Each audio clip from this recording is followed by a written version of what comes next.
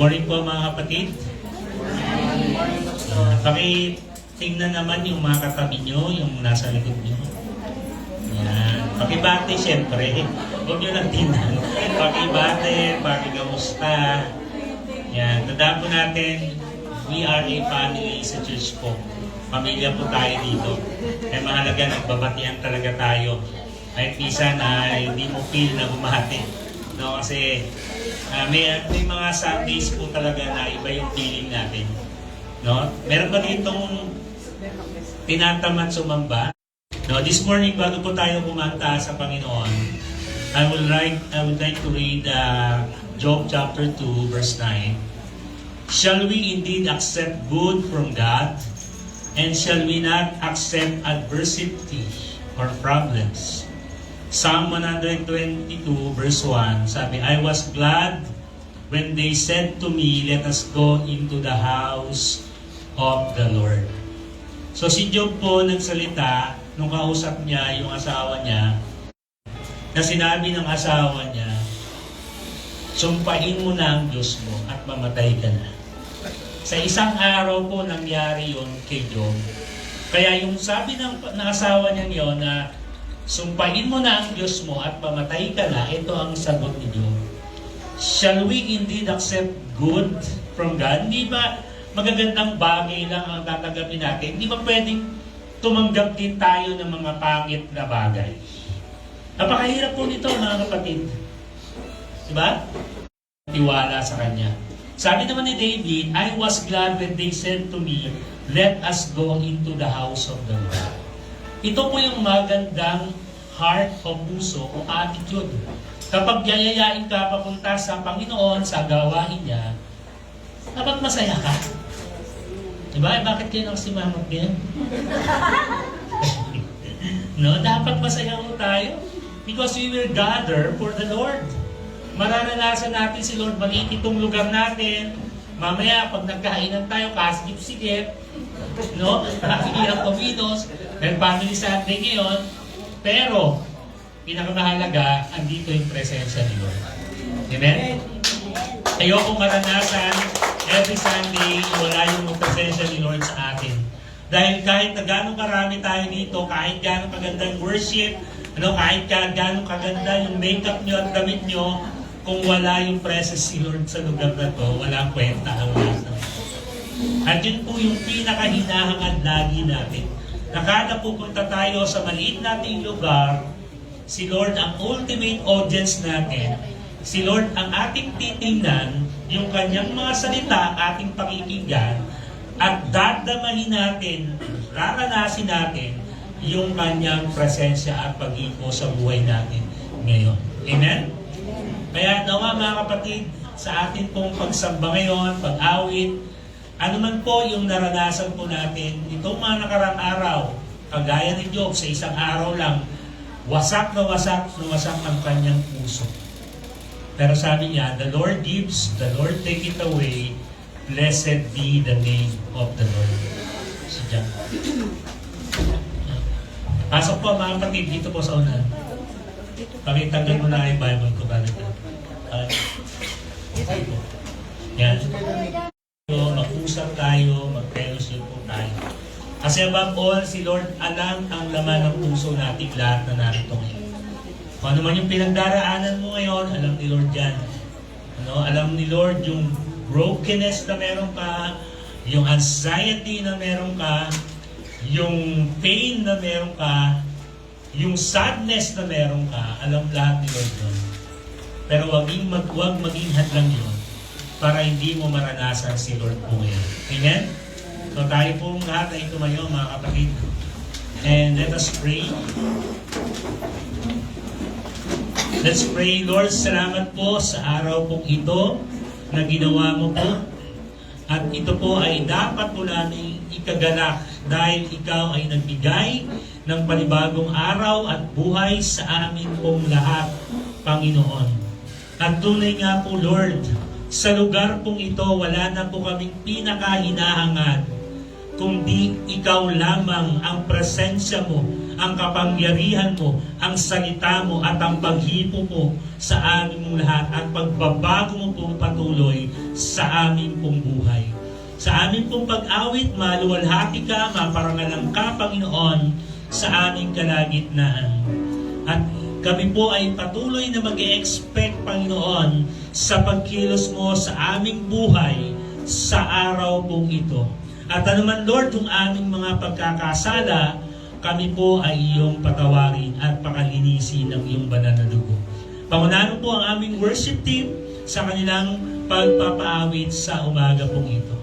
Ito po ang aming panalangin at pasasalamat at pagsamba sa pinakamatamis na pangalan ng aming Panginoong Jesus. Amen. Amen. Good morning po mga kapatid.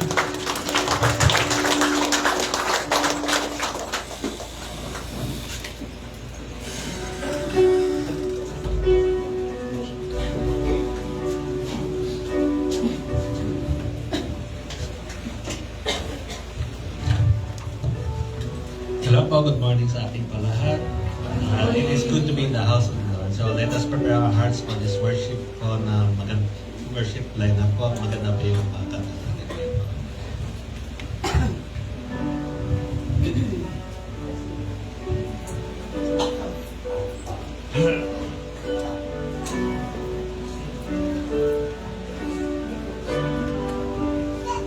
Should mountains melt into the roaring ocean, the earth give way, or heaven lights grow cold.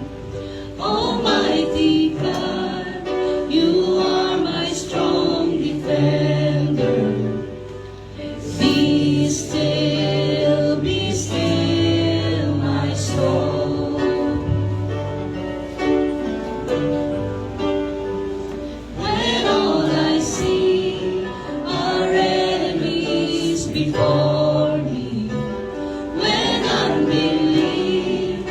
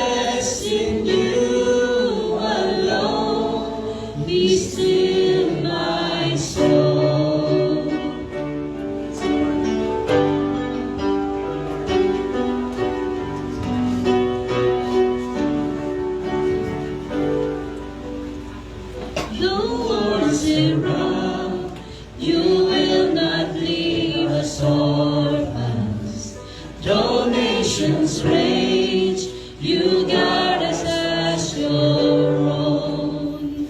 O Prince of Peace, we will not be abandoned. Be still, my soul.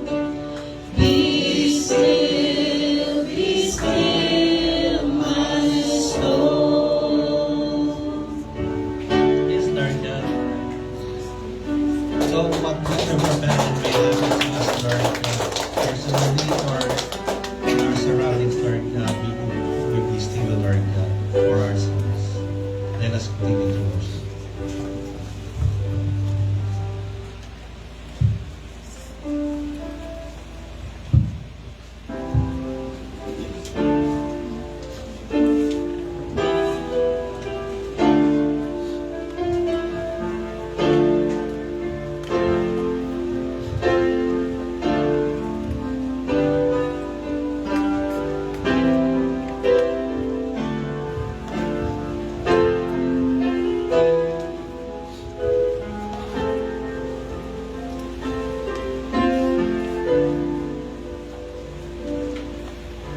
Ikaw ay mabuti bawat sandali sa habang buhay ay mananatili. Hindi mapapawi o matutuli maging sa dilim ng gabi. Sandigang matibay ang iyong pangako, lakas at pag-asa ng aking puso. Hindi na mabilang pagkakataon, patunay ng katapatan mo. Sa dalamhati at sa kabiguan, sa pagluha ng pusong nasugatan, sa pagsubok na iyong hinahiling, pulutan salamat, Panginoon. Sa katugunan sa aking dalangin, sa kalakasan sa'yo nanggagaling, sa pagtutulong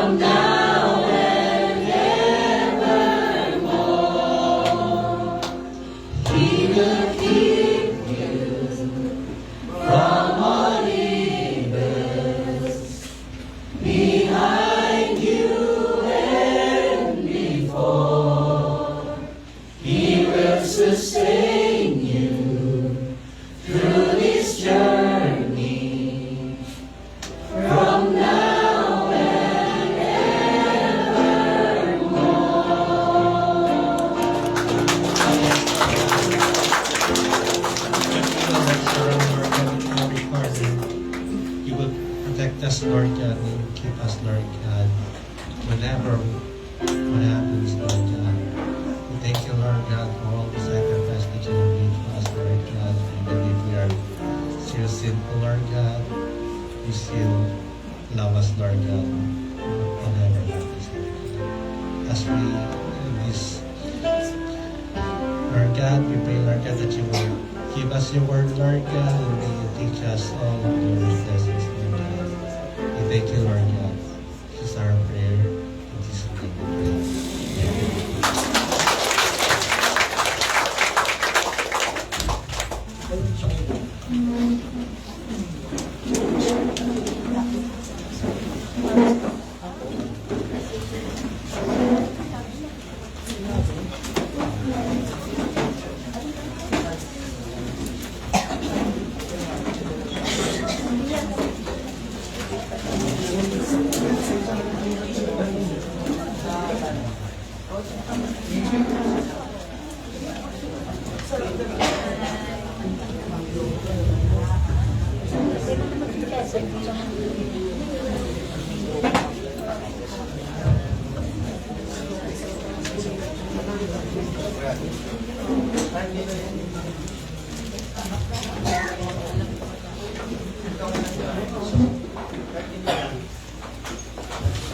Good morning.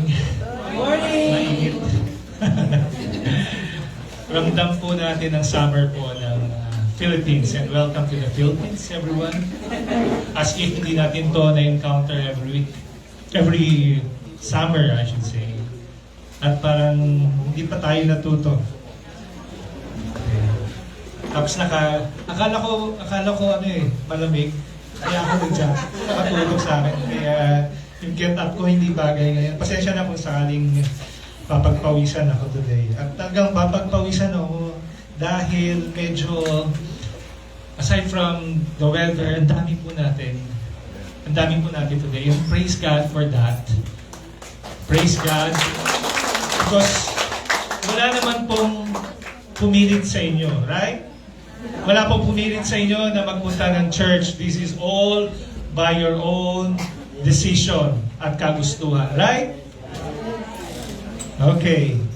So today po I'll be preaching po on the Word of God, and it will be on the book of Acts. So tingnan po natin, nasa Acts chapter 24 na po tayo. We have done we have completed chapter 23 last week ni Pastor Francis, and it will be, malapit na po tayong matapos doon sa series po natin ng Book of Acts. Okay? So,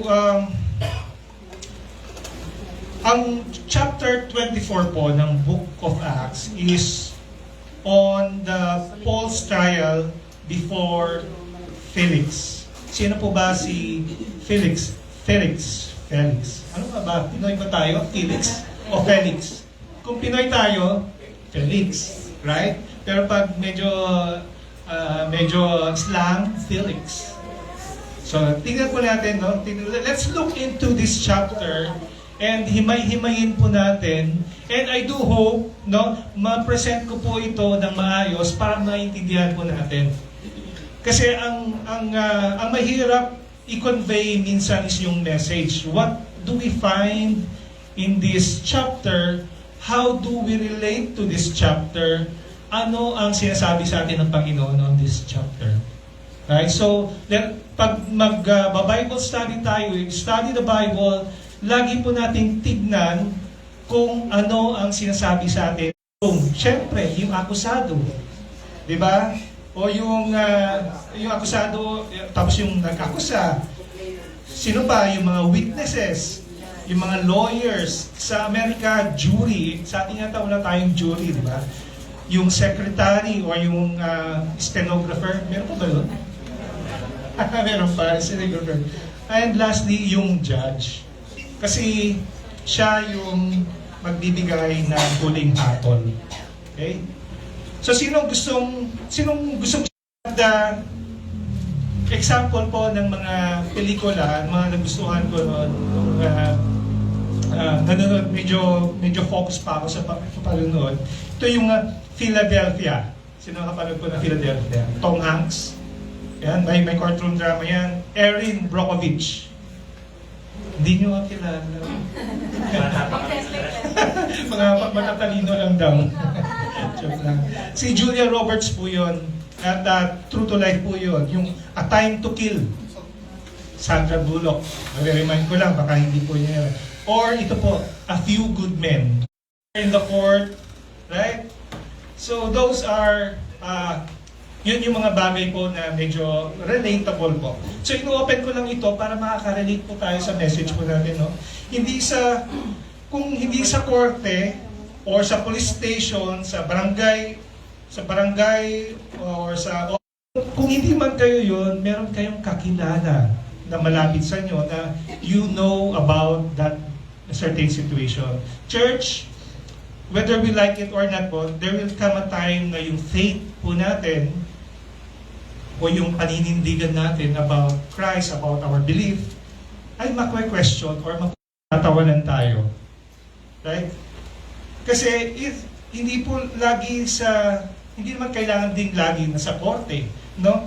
Kung minsan, yung normal conversations natin sa mga kasama po natin, sa mga kaibigan natin, and even within our families po. Within our families. Yung kine-question tayo, or pag tinetest tayo, tinatanong, so are we solid with our faith? Or kapag in-examine po yung faith po natin, ano po ang makikita nila? Sige nga, tingnan mo natin, examine po natin ang sarili natin. Ano ang sa tingin nila, totoong Kristiyano ba ito? Ask yourself. I'm asking that also to myself habang pinapag-aralan ko ito. Examples po, no? When you refuse to compromise dun sa trabaho po ninyo, minsan meron dyan, dumadaan sa inyong pera under the table. Nakakompromiso ka. O yung may magbibigay, maglalagay. Or mag-engage ka sa isang dishonest transaction. O katotohanan sa mga kaibigan mo, sometimes they question you dahil yung spiritual values mo nagiging iba sa kanila. Right? Kasi, kaya minsan, when you choose po holiness in a culture of compromise na nangyayari po sa atin ngayon, dito sa mundo, ang dami po ang nagpapatunay na ang mundong to is very much compromised.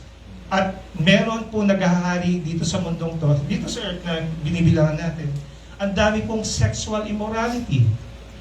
When you watch Netflix, very fashionable na. Diba? And we are aware of that, and sometimes na-inculcate sa isip natin na it's the norm. Kaya tayong mga Pilipino, parang manghang-mangha at parang na-influence tayo sa mga ganun. Kaya, but if we are Christians, when we profess that we are Christians, mapapanindigan po ba natin yung pananampalataya natin o yung belief natin? O baka naman hindi natetest ang faith natin kasi hindi. In Acts 24, we find a man whose faith is literally on trial. Ang pangalan po niya ay Brian. Ay, hindi. Tingnan mo lang po kung gising kayo. Ano pong pangalan? Paul. Si Apostle Paul. Sa Acts 24, mababasa natin na yung trial or rebellion against any government. Second, heresy, yung belief or opinion that strongly contradicts yung established religious or political or social doctrines, particularly sa church. Kung meron ho na, for example, sa atin, or sa atin, tapos ito yung paniniwala natin, tapos gumagawa sila ng bagong truth na laban na din sa atin. So pwede natin sabihin, heresy ang sinasabi mo, hindi yan yung paniniwala natin. And lastly, desecrating the temple. It refers po yung act po ng dinadamage or sinisira, binaviolate, nagiging tapos intentional, yun po ay pwede po natin silang kasuhan on that. So, yun po ay isa sa mga tatlong bagay na ginawang ipinaratang kay Apostle Paul. Makikita po natin kung paano pinagtanggol din ni Paul ang kanyang pagiging inosente. I am innocent. Pagpapahayag ng kanyang paniniwala tungkol sa muling pagkabuhay ni Jesus Christ at pagsunod na ang daan or way. Ano po yung ang daan? Hindi po ito yung ang dating daan. The way po is yung way of worshiping the God of his ancestors. So he stood before the Roman governor accused, misrepresented, and pressured, and yet hindi siya nakitaan ng takot. Alright, nakita po natin yung kwento po na ito before I go to my main points. No? Nakita po natin yung parallelism or yung parang katulad ng nangyari kay Jesus Christ, no? Idol talaga ni Apostle Paul si Jesus Christ kahit hindi sila nagkita. So si Jesus Christ nagtuturo, si Paul nagtuturo din. Very bold kung mag-preach si Jesus Christ. Very bold din si Apostle Paul. Ang lalayo mga nilalakad nila at meron din silang mga miracles na ginawa. Na-persecute din sila. At marami din silang mga followers. So, sino po sa atin ang gusto maging katulad po ni Jesus Christ? Huwag na po tayo magtaas ng kamay. Being Christ-like. Diba? Lahat po tayo gusto nun. No? Being Christ-like, katulad po ni Christ. Pero, sino sa atin ang gustong ma-persecute? Maparatangan? Actually, wala. Sinasabi natin, we wanted to be like Christ, pero gusto lang natin yung parang fame ni Jesus Christ. But the persecution na dinaanan ni Jesus Christ, none of us wanted that in our lives. Honestly, correct? So today po, matututunan po natin kung paano tayo tatayo when our faith, papag-aralan po namin. Lord, we know that you are here in this place and open our hearts, our thoughts, and our minds, Lord God, into your word. Itago niyo po ako sa iyong likuran para, Lord God, I may teach your word faithfully. Ikaw po may taasan, hindi po ako, Lord. We thank you so much. We pray this in Jesus' name. So question po, paano malalaman ng mga kasama mo sa trabaho, kapitbahay mo, mga kamag-anak mo na ikaw ay Christian? Have you ever asked yourself po? Or ito po, yung madalas nating sinasabi, tell me that you are a Christian. Sa guard, meron nakalagay na no ID, no entry. So kailangan magsuot, kahit executive ka o kahit boss ka, kailangan mong magsuot ng ID. No? Kasi yun ang magpapatunay. Hindi po natin pwedeng sabihin na basta lang papasok tayo without giving out, without showing our IDs. Sasabihin natin, nagtatrabaho ako dyan eh. Okay, hindi mo kilala yung boss ko yan. Kaya hindi ka mapasukin ng guard. Hindi rin mag-work yung sinabing, hindi mo ako kilala. Araw-araw ako po Christian tayo. Hindi po, it doesn't, kita po natin dito na ito yung character check na inuusig nila tungkol kay Paul. First, ito po yung false accusation against the faith. Ito mababasa po na sa verse 1 to 9.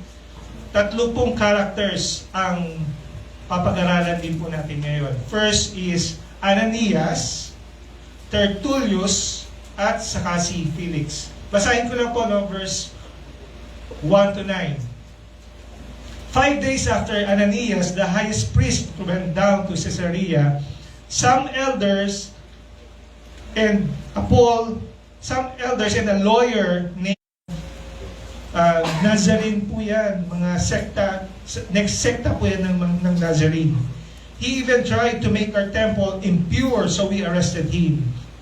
Question him yourself, then you will learn the truth about all these charges we are bringing against him. And the other Jews ang pinagbentahan namin. Pero in fact, nagtago po sila ng asawa niya. And that same day, ano po nangyari? Namatay sila, sumunod yung asawa niya. So si Ananias, isa po siyang Jewish high priest. Wait lang po. Isa po siyang Jewish high priest. Wait. Lawyer daw siya. He was employed or hired because yung mga Jewish leaders natin needed a skilled orator familiar with the Roman law para ma-convince niya si Governor Felix, who was not intimately familiar with the Jewish customs. And the last character here is si Governor Felix, or most commonly governor po natin. So kilala po si Felix na isa po siyang malupit na ruler at nanghihingi din daw siya ng lagay, bribes. Kaya dumami ang krimen sa Judea. Bibigay ng bribes. Right? So yung para po maintindihan din po natin, yung Roman occupation po during that time, ang pinakamataas po ay emperor. Siya ang nag-oversee ng buong bansa.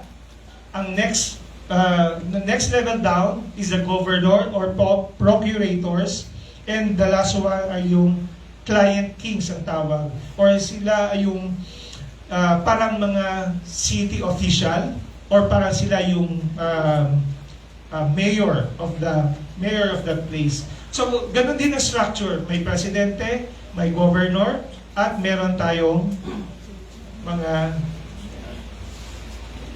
ganun, no? Meron ba kayong kilala gano'n? Yung nag-ano sa mga boss, mga sip-sip. Hindi naman totoo, pero laging ganun po yung mga sip-sip na tao, di ba? Parang di lalabas ang kulay ninyo.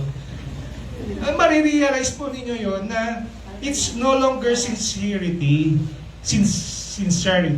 It's more of a strategy. It's a sales talk para lang po makabenta. So in the same way, si Tertullius, hindi po niya ino-honor si Felix. Ang ginagawa niya, pinoposition lang niya yung sarili niya para paniwalaan siya ni Felix sa lahat ng mga sinasabi niya. Ito po ang talagang ipinintang kay Paul. Na ano po niya, very much ano po ito sa social media. Sounds familiar today po, di ba? In this time where social media is accessible to everyone, you can publish something na imbento lang. Tapos akala nila dahil marami kang followers, parang ititreat ka, you will be misunderstood, ito-twist nila yung mga sinabi mo, at i-question nila yung character mo. Ang daming ganon. Ano tawag sa ganon? Basher. Diba? Basher. At marami po yan, wala talagang magawa sa buhay, kundi bantayan ang bawat salita o bawat pinopost mo. Diba? And sometimes, pati din yung mga nabibidyohan. Meron din sometimes injustice. May nabidyohan, hindi pinakita yung kabuuan na video, tapos pinost, nalibelan tuloy siya na siya ang after po ng I don't know if this was last year, yung flooding na tragedy sa Cebu, natatanda po niyo, may mga namatay, grabe yung flooding doon. Ano sa kanya, siya yung nagpawalang sala sa kanya. Or siya yung nagsabi, hindi naman kasalanan niya to eh. Kundi study shows, mangyayari nila yung sa kanila lang ang tama. And if you are that person, you distort the truth. Ito po, isang yung kasunod po, the crowd shouted, Hosanna to the Son of David. Blessed is he who comes in the name of the Lord. Hosanna in the highest. Ang daming taong nag-welcome kay Jesus Christ nung pumasok siya sa Jerusalem. No? Meron nga, baka meron nga doon nagsabi na pumunta lang sila sa lugar na yon, tapos naki-Hosanna rin sila. Sabi, di ba? Pero after a few days po, ano na yung mga sinisigaw nila? Crucify Him, crucify Him. Hindi nga din nila naintindihan. Tapos tinanong din, di ba, during that time tinanong, sino ang gusto nyong palayain? Itong lalaking to na nagsasabing siya ang King of the Jews o si Barabbas? Anong pinili na? Barabbas, Barabbas. Kasi nga, na-impluensyahan sila ng mga high priest. So naki-chant din sila, Barabbas, diba? Parang makibaka, huwag mata. Maraming ganun mga miro, nakisama lang kasi ang saya. Alam niyo po yung echo chamber, ang echo chamber, parang sa ano ang current na nagte-trending. Diba? Tingnan niyo kunwari yung paano yung trending sa TikTok, sa Facebook, o yung ibang social media platform. Pag isang influencer nagsasabi na ito ang uso ngayon, no? Tapos yung mga followers, uso daw, sige makiuso tayo, i-tweet back nila, iti-TikTok ulit nila, di ba? Parang kuminsan yung sayaw, yung ano ba yan? Sinayaw din ninyo yan eh. Yun, so pauso, when one person says this, tapos marami lang din po ito yung mga anong nauuso sa fashion. Kundi kung anong sabihin ng isang influencer, hindi na nag-isip yung follower, ni-retweet niya, ni-forward niya. Kasi nga, idol niya. Hindi na nag-isip. Ganun din po yun, na nauso po yung yung maluwag na pants, hindi ko lang ang tawag doon. Elephant pants yung tawag doon. Nagulat na lang ako, everyone, kahit hindi bagay. Diba? Kahit hindi bagay, everyone, may nakikita ko lalaki pati sa office, gamit po nila. Dahil trending, dahil social, no? Pero para sa akin po, no, sa totoo lang po, hindi. hindi ko type. Ito po, no, just because 20 hours a day. Hindi ba? Sino po sabi na hindi nagsa-social media? Hindi po sinasabi na hindi po nakikinig sa mga news. Di ba? Minsan po, hindi tayo nag-iisip. Minsan po, hindi pala minsan. Madalas, hindi na po tayo nag-iisip. Huwag niyo na po itaas ang kamay. Kasi alam ko tayong lahat po yan. Basta trending, G. Go. Diba? Lahat na lang itatry natin. Yung mga ganun po, yun po doon sa defender. So, it's time po for Paul to give a chance to speak. Paano sa tingin niyo reaction po ni Paul? Will he defend himself aggressively or magfa-fight siya emotionally? No? Pero ito po, tingnan po natin, Paul does something different, any trouble or stirring up the crowds. His accusers have no proof of their claims.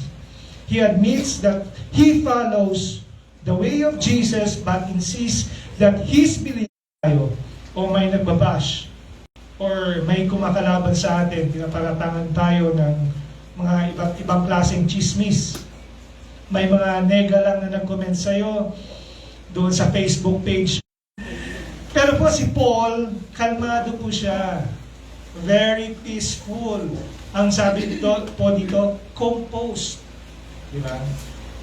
Na nakikinita ko po yung sa courtroom drama na parang ganun-ganun lang siya, chill lang siya. Habang binibigay niya yung part of his story. Right, no? Tapos pag nakalagpas na kayo, bababaan mo pa ng bintana, tititigan mo ng masama. Tapos lalabas mo yung baril. Mauna ka, walang no problem with me. O iniisip mo na lang, no, na baka may emergency to. O di kaya baka kailangan niya nang pumunta sa CR. Yun lang sa atin maging kalmado. Kaya sino po doon sa dalawang driver ang merong control? Katulad po ni Paul, no? Sabihin lang sa'yo ni Paul, persecution is my middle name. Very relaxed siya, no? I eat persecution for breakfast. I eat it during lunch and dinner. And sometimes, midnight snack. Natin na so nung Saul pa lang siya, he was a persecutor of Christians and Jesus Christ. Buti na lang, binago siya ng Diyos. Ito po, tingnan po natin, no? Calmness is away from other people, from that place, from that conversation, that disrupt my peace. Ang galing ano? Ang galing ano? So, kalmado, alam niya na yung gagawin niya. Bakit ko ba pag-aaksayahin ang oras ko sa isang walang katuturan na kapag nagalit ako, pag nag-react ako, alam kong yung weight na sa akin. Have we experienced that po na nag-react tayo, hindi na tayo mapakali, hindi na tayo makatulong from this code kung ano po dapat ang magiging reaction natin. So, hindi counter-action, it's a reaction in a positive way. We go next po. Bold confession of faith. Makikita po natin na doon sa verse 14, Paul openly declares his faith. Hindi siya napaghinaan ng loob, hindi niya dinilyut o hindi niya winatter down, o hindi naging malabnaw yung message by the prophets. I have the same hope in God that these men themselves have. I believe that both godly and the ungodly will rise from the dead. Tinayuan. It will happen na magkakaroon ng kaguluhan at makakapture po tayo. Sasabihin sa'yo, magiging alipin namin ng mga Kristiyano. Kasi hindi sila Christian. So, alipinin daw nila lahat mga Kristiyano. So, example, ikaw Brian. Kristiyano ka ba? Amen.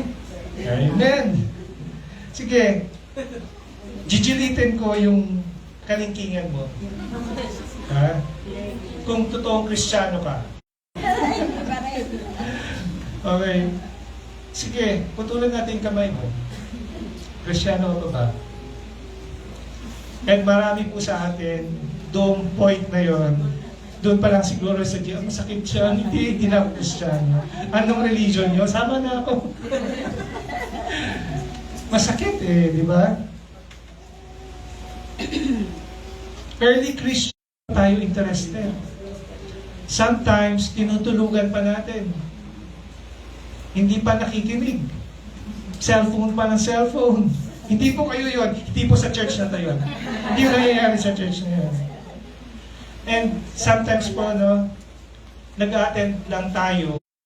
Wag, hindi po, wala po, hindi po kayo yon. No?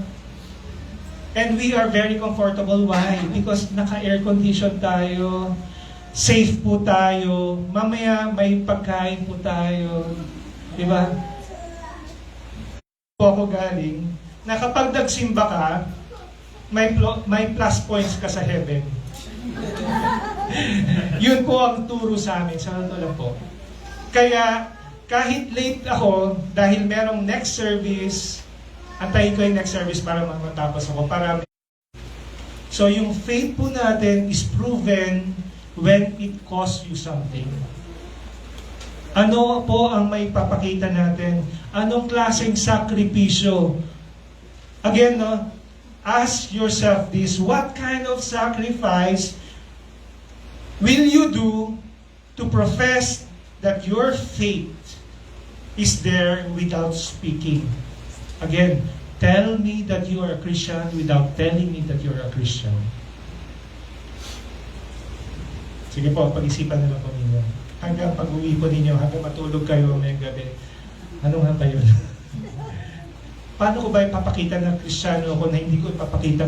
So I strive always to keep my conscience clear before God and man.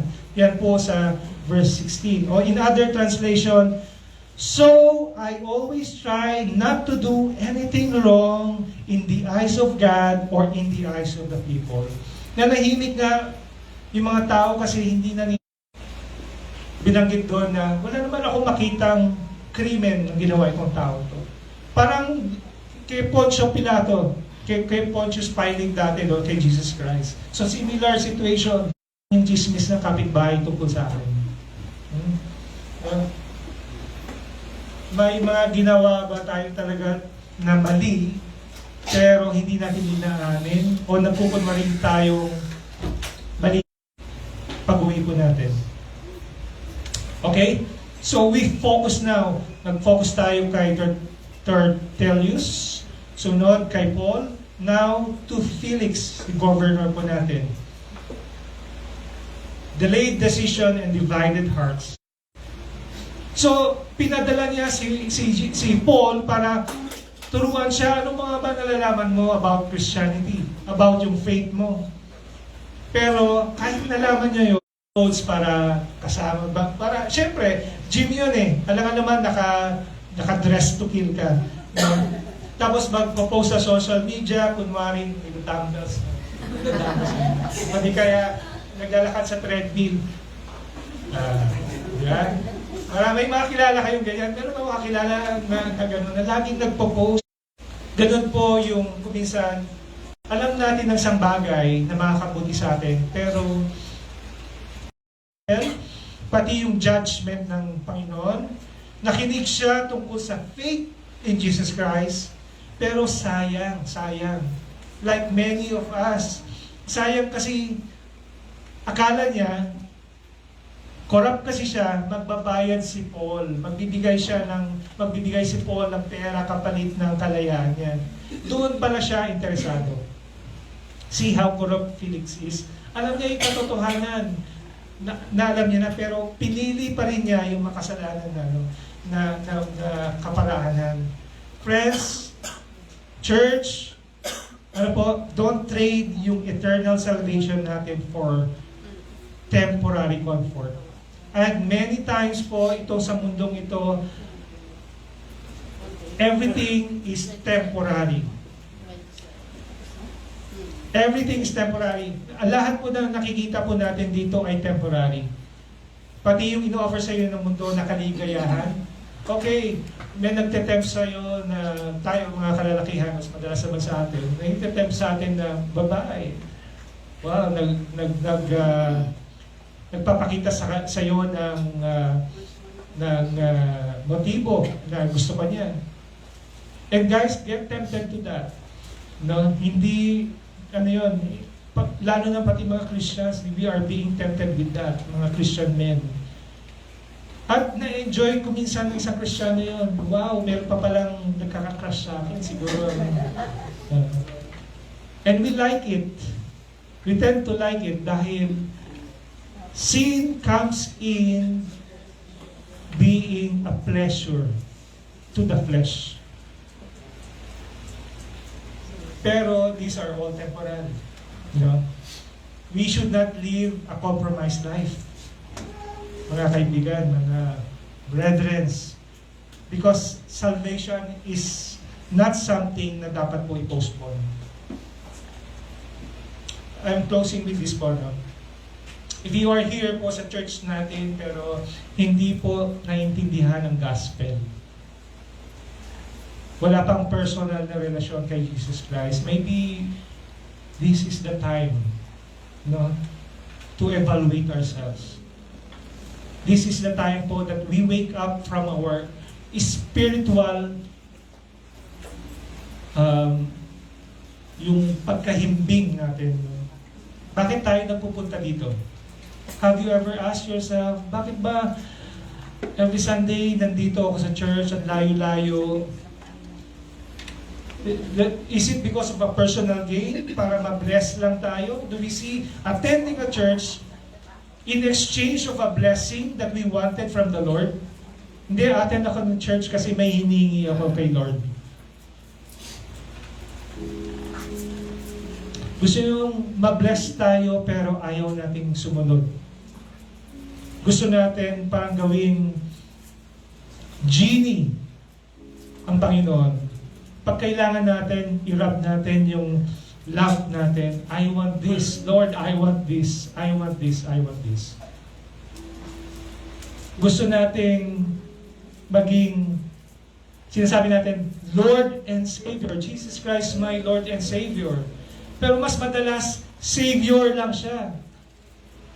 Bakit? Every time lugmok tayo sa kasalanan, sa sarili nating kagagawan, we ask, Lord, save me. Save me. Ginagawa lang natin si Christ na Savior. But never the Lord of our life. Lord means we are surrendering to an authority over us. Lord means we follow what He says. Total surrender. So, gisingin ko lang po yung spiritual ears natin. If any one of you has heard the word, please po, examine ourselves. Through Paul, the apostle, God presented truth to Felix. It's the same truth po na binibigay po sa atin ngayon. Ano po yun? God is holy. We are sinners. Judgment is real and it will come. And lastly, Jesus Christ offers salvation to us. Have we genuinely received Jesus Christ? So I ask po, now as we leave this place, what will you do doon po sa narinig po natin sa pulpit? Will you be like Paul? Or para kayong si Governor Felix na gusto natin i-delay? Saka na lang ako magbabago. May panahon pa naman ako. Saka na lang ako magko-commit sa church, sa aking Christian life. Kasi na-enjoy ko pa yung kasalanan. Saka pa ako ibibigay or isi-surrender ang sarili ko. Kasi bata pa naman ako. Ang dami po ang akala nila magigising pa sila kinabukasan. Akala nila ma-extend pa nila ang buhay nila. But we do not control our lives. Tama po? Ang dami na pong nauna sa atin. Akala nila mabubuhay sila na matagal. It's not the truth.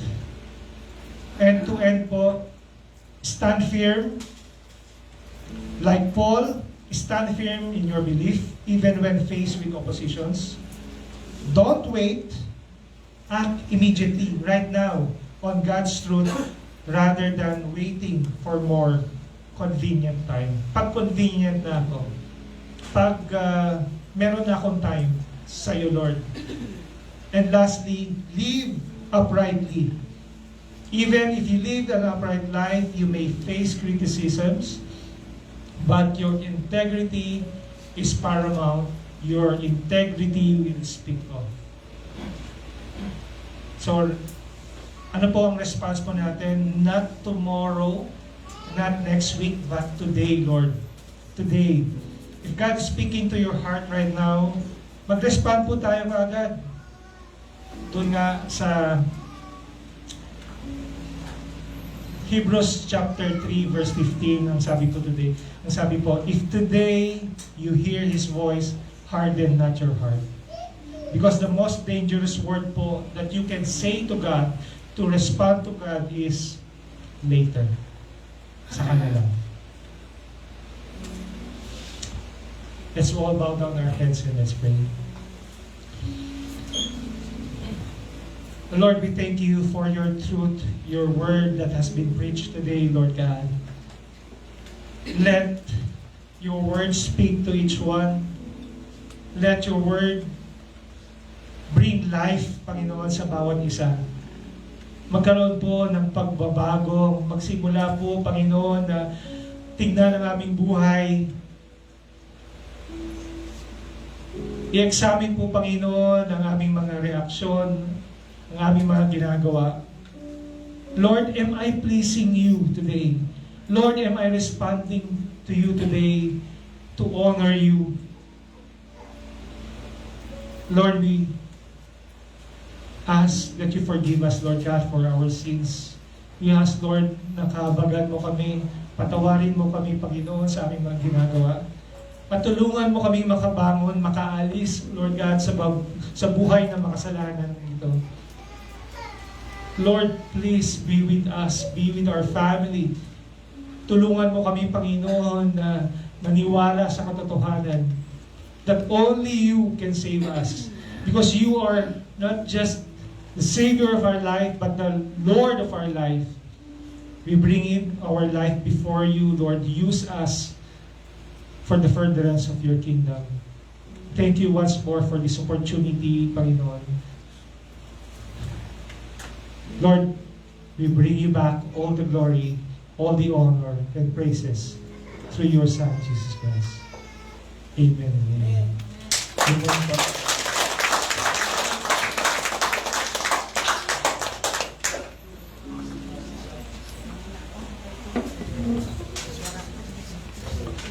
Thank you very much, Brother Joey, for a well said and very clear preaching.